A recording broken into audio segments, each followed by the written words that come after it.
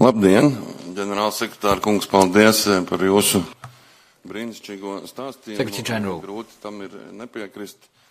thank you very much Neņem vērā, ka drīz būs 3 pilni for your overview. And it's very hard not to agree with what you said. It makes a lot of sense. 3 years have passed since Russia launched its war on Ukraine, and 11 years since the first attack. You said you don't like the term hybrid attacks, you refer to it as sabotage, but I would refer to it as terrorism, which is state-supported.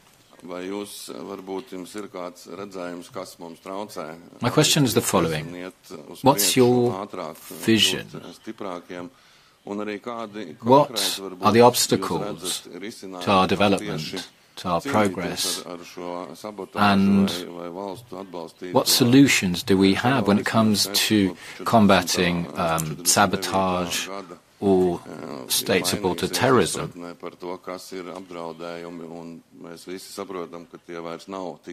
Our understanding of what constitutes a threat has changed greatly. It doesn't always mean direct military action, direct military attacks. It can take very different forms. So maybe you could share what NATO